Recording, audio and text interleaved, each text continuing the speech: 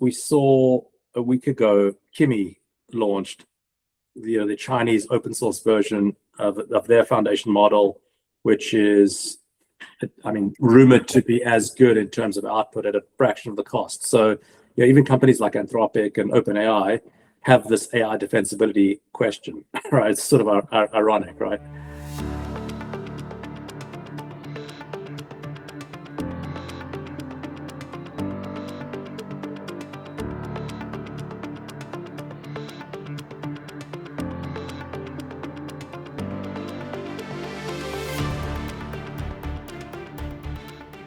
Hello, everyone. Welcome to another edition of the Sourcing Stack. Today's guest has spent nearly 2 decades proving that some of the best technology companies aren't the ones that raise the most money. They are the ones that need the least. Hillel Zidel is managing director at Kennet Partners, one of Europe's most established growth equity firms, with more than $1.4 billion under management. Since 1997, Kennet has built a distinctive investment strategy around backing bootstrapped and capital-efficient B2B software companies that have already demonstrated strong product market fit before taking institutional capital. The firm's track record includes companies like Tracxn, Scoro, Samice, Fluid Topics, Quant, and Yonda, with more than 40 successful acquisitions across its portfolio. Rather than chasing headline valuations, Kennet focuses on helping disciplined founders scale globally while maintaining the operational efficiency that made them successful in the first place. Outside of investing, Hillel has become one of the strongest voices on how AI is reshaping enterprise software. His recent thinking about capital efficiency, proprietary data, AI defensibility, and founder discipline has resonated widely across the venture ecosystem. Hillel, it's an absolute pleasure to welcome you to the Sourcing Stack. Thank you very much. Yeah, really happy to be here with you, Vinay. Great. Now to start with, lessons from the dot-com era. What did watching B2B software collapse in the dot-com crash teach you that still shapes how you invest today? Yeah, look, I think what we're seeing today is very different to what we saw then. But certainly the hype around AI and the exuberance is not very different to the hype around the internet. I think the thing that really struck me then that's relevant now is actually the companies with the biggest war chests were the ones that actually died first, right? The companies that raised and spent huge amounts of capital in 1999, 2000, 2001 were the ones that really struggled, and those that actually built their businesses in a more prudent way, take eBay as an example, turned out doing really well. And I think for me the key point is it's not about raising money is not winning, spending money is not winning. The only thing that was winning then and is winning now is generating customer revenue.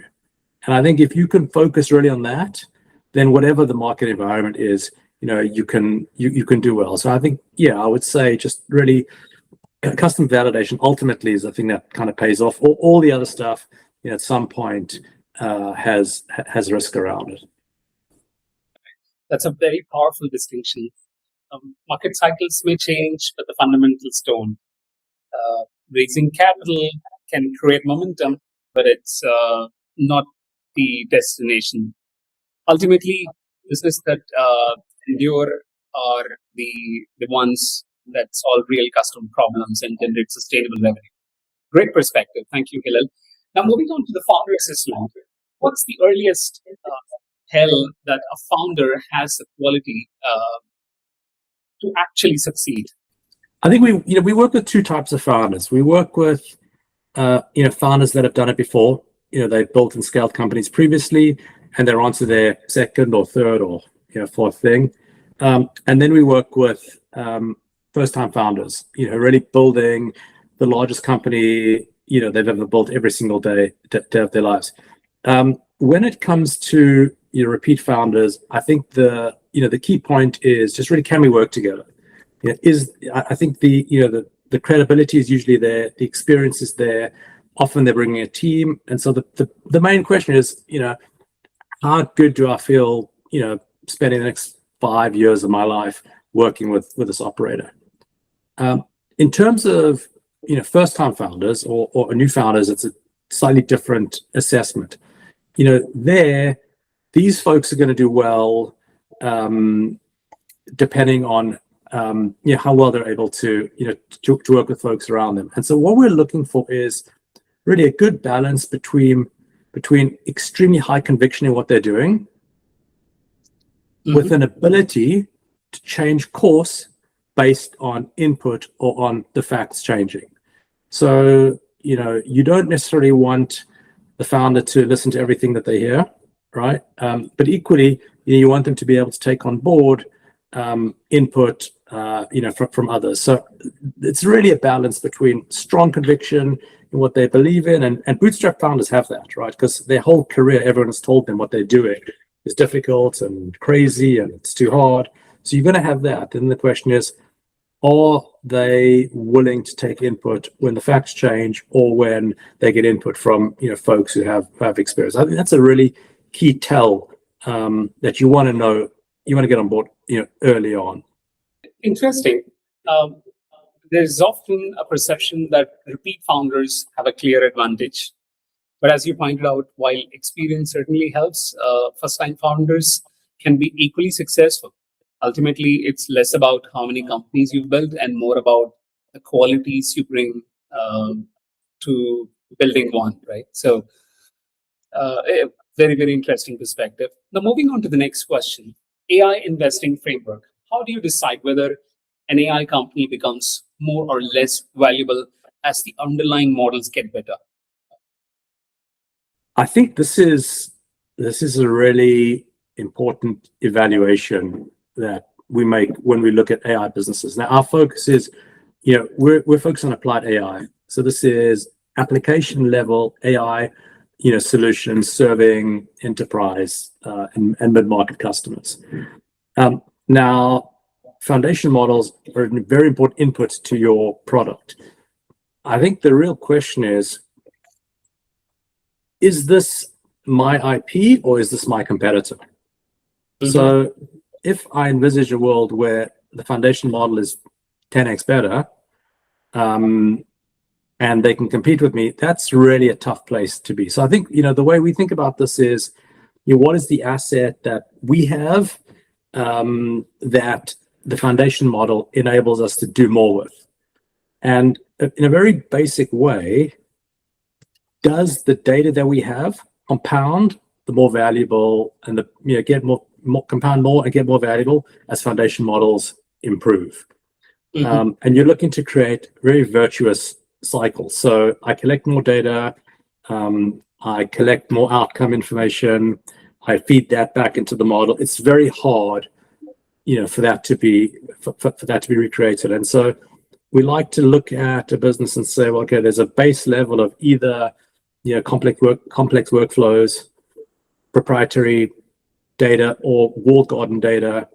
The foundation model is going to enable me to do much more with that, as opposed to this is a great product that is really running fully off the back of this foundation model. And we have very robust discussions about what makes the grade, what doesn't make the grade. But ultimately, that's really the test. The test is when foundation models are 10x better, what does this mean for your business? Because they're getting there. There's no question about progress that's being made. I also think that while a lot of this is framed as a risk, it's a massive opportunity. Just the market size growth you get from being able to do work execution. The demand that enterprises are starting to generate from for AI applications is really exciting. But the way we think about this is your base level is AI defensibility. That's how we think about it. And then the upside is, all right, I'm going to be a real beneficiary of AI adoption within enterprises. Right. So you mentioned applied AI is your focus. And you invest in mid-market. So by the time you enter, I think there's a bubble of valuations. Right? So aren't the AI companies' valuations much steeper than you anticipated when you already are entering them, in the mid-market space? Like, do you also try and focus on the early stages? So we're focused on growth stage, which is really ARR of anywhere from $3 million to sort of 15, 20 million, with a sweet spot of kind of three to seven or so. And I mean, there's the valuation ranges are just massively bifurcated, right? They're really all over the place. We're seeing deals which are being done at extremely high valuations, where you sort of scratch your head and think, how can folks make money here? Others, more reasonable valuations. Our job is really to invest in companies that we think are going to grow and compound. We're investing in high quality assets, so you're never seeing cheap deals. You're always paying for growth for some extent. But I think this is something we saw in 2021, right? In 2021, SaaS multiples were 15, 20 times ARR, and most of those have not worked out. So yes, this time could be different, but it's probably not going to be that different. And so, getting in at multiples which the founders are comfortable with and feel like they've got a good deal, as well as levels where we feel like we can make a reasonable return, is really what we're focused on. Interesting. Now, defensibility in the AI era. What makes companies defensible against AI disruption? I mean, what's really interesting is we saw a week ago, Kimi launched the Chinese open source version of their foundation model, which is, rumored to be as good in terms of output at a fraction of the cost. So, even companies like Anthropic and OpenAI have this AI defensibility question, right? It's sort of ironic, right? If you look at applied AI and SaaS businesses, the moat was never really the intelligence, right? The moat is the data that lies beneath that, and we score this. We have a model which evaluates this, but ultimately the key aspects are we want data which is not fully available to everyone, right? There's some element of, it doesn't need to be proprietary, but at least proprietary or walled garden data. That's kind of step one. The second is it's collected over a long period of time. So anyone entering this business today is going to struggle to get the data from 3 or 4 years ago. Mm-hmm. The third aspect is it's outcome linked, right? So there's lots of data out there. Everyone's got data, but we like data that is linked to an outcome that you can assess whether it's accurate or not. The other element is, and this is really important, that data is deliberately captured. Again, lots of companies have data, right? But they have data of a byproduct of their other solution. We like companies that is intentionally created. And then you can really build a strong flywheel and moat around that. If you think about Stripe, for example, they have a fraud engine, scores every payment. It's fed back into the network. It's important. The consequences of getting it wrong are important. So I think that's one aspect of AI defensibility. The other is we like tools that touch multiple business functions. Mm-hmm. If it's a point solution, it's hard to imagine not using AI to do that. Whereas if I have a tool that touches finance, legal, HR, all aspects of the business, that's another key kind of area of defensibility. And then the third one is the regulatory one. Where you need a government certification to do something. There's a bunch of rules and regulations that need to be followed in an accurate way, and the consequences of getting that wrong is significant. I think there's lots and lots of ways of generating AI defensibility, but I'd say the three most sort of basic generally accepted are, the data, the workflows, or the regulatory aspect. Right. I'd say that's a great reminder that AI is moving incredibly fast. New models emerge, existing leaders are constantly being challenged, and today's advantage can disappear quickly. Great perspective, Hillel. Now, AI inside Kennet. How does your AI-driven sourcing system actually work end to end? So, I mean, look, we've been using technology for sourcing for like decades now, and with each evolution of technology, we've really built out the system more and more. And AI is really perfect for sourcing because what you're doing is, firstly, you're trying to find the most interesting companies, and AI is great for that. Secondly, you're trying to calibrate how your model resonates with them. So, have we invested in the sector before? Do we have operators in this network who can be helpful? And then finally, outreach, right? If we want to talk to 100,000 companies, using AI as a tool to do that is really fundamental. Our model is we want to invest in bootstrap or capital efficient companies, and often these companies are not looking for money. So we need to go out and find them. And the AI-based sourcing model is really perfectly built towards identifying the most interesting companies, engaging with them. And once we've identified the business, we've got a dialogue, then we have this sort of human in the loop takeover of that and really work to build a relationship and add value with the companies. And I think in the US market, there's a ton of competition, for certain categories of deals. In Europe, less so, particularly around the bootstrapped and capital efficient areas. But we have really two jobs, right? The first job is find the most interesting companies out there to partner with, and the second is convince them to work with us. And certainly on the first one, the AI-based sourcing model is just really, really helpful. Great. Very interesting to know that you've been using technology and data in sourcing for decades, and AI is really an extension of the journey, helping you surface exactly the kind of capital efficient and often bootstrapped companies that fit your investment thesis. Absolutely. Great. Now, investing through the market cycles, how did you stay disciplined while SaaS multiples swung from 5x down to 3x and back? Our philosophy is, the market's going to do what the market's going to do, right? And the market is sometimes it's rational, sometimes it's irrational to the upside, and sometimes it's irrational to the downside. And if you're an index trader, you think a lot about that. We're really focused on the companies we're investing in and the metrics those companies have. And when we exit businesses, if you've got a good business that buyers want, actually what's happening in the public markets doesn't come into that much consideration.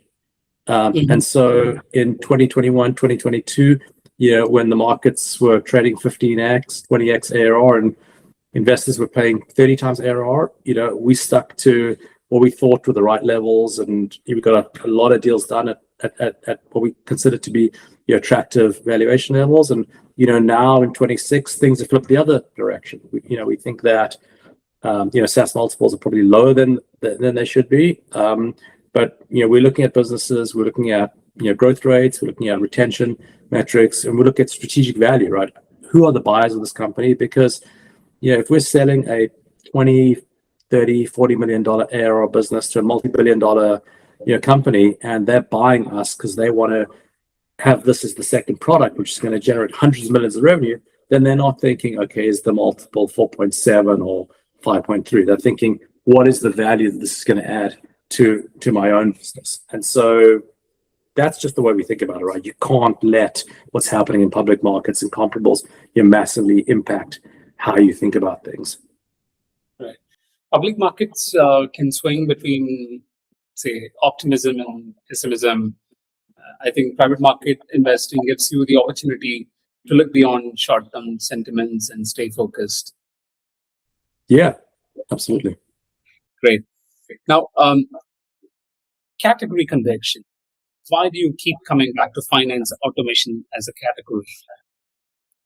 So we've done, that's a good point. We've done, I don't know, 6 or 7 deals in this category from companies like Receipt Bank, rebranded to Dex, which we sold to HG Capital. We had Remelia, which we sold to Blackline, Cross-Border Solutions, which we sold to PE.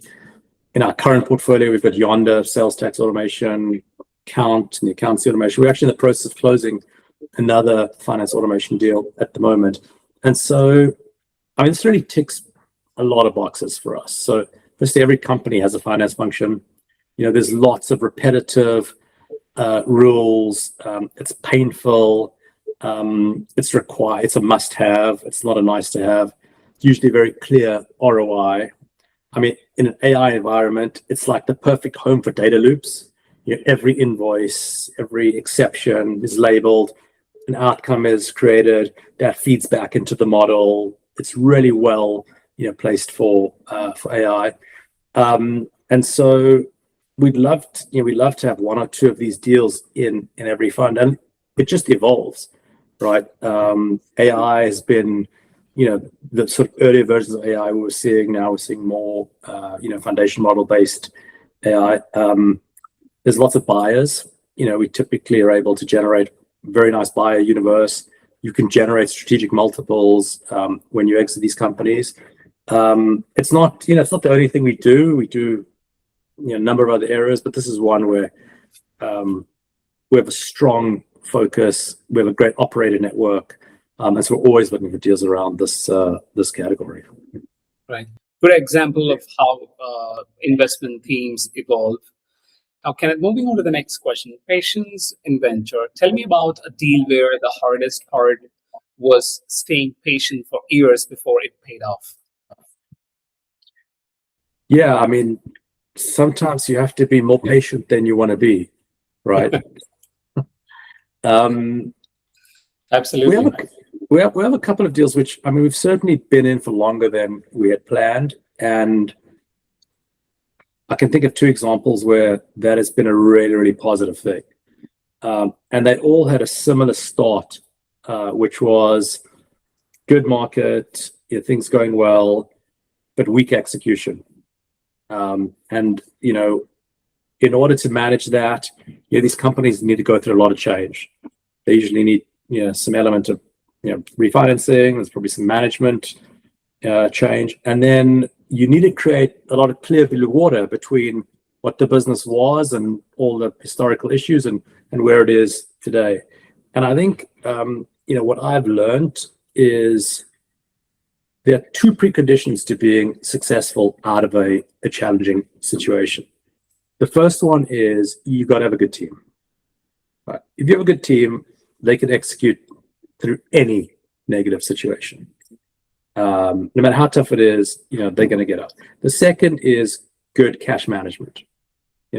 Good team, don't go out of business. Yeah, it's going to take 3 years longer, but you can get a great outcome. And in both of the cases I'm thinking of, these are businesses that are extremely high performers these days, in great markets, great growth, great profitability, but have taken a lot longer. Now, I think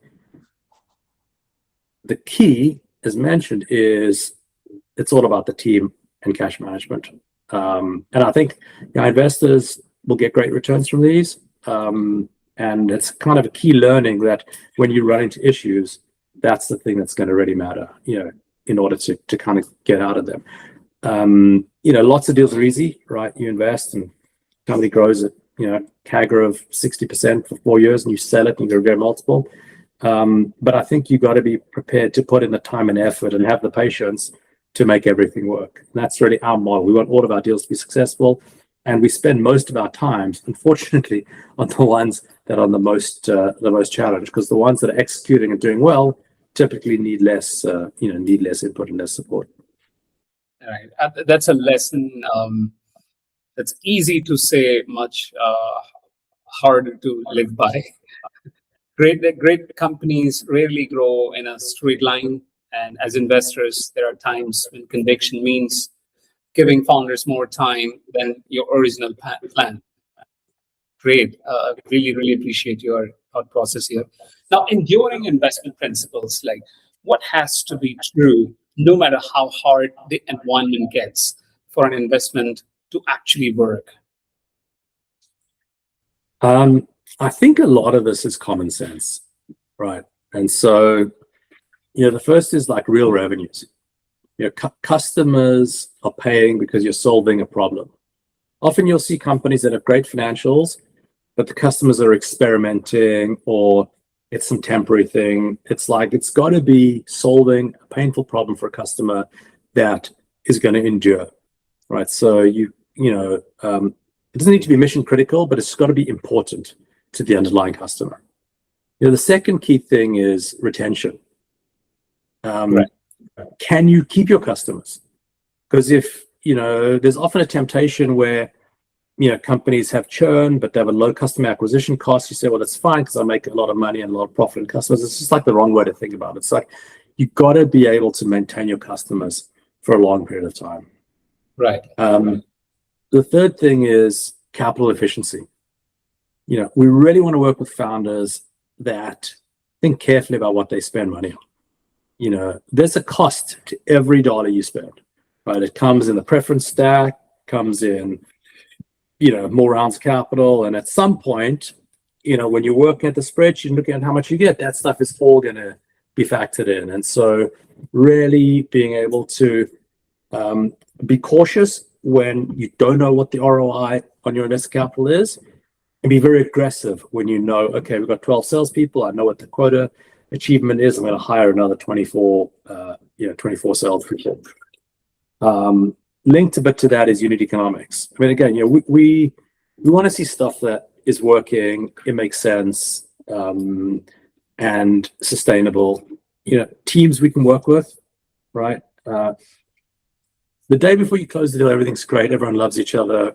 It's all good. There's a lot of excitement. 3 years down the line, you got to think, okay, how are we going to work together at that point? So really, having alignment, being able to work with folks, is really key. And then I'd say, the final point is really knowing what you know and what you don't know, and being able to,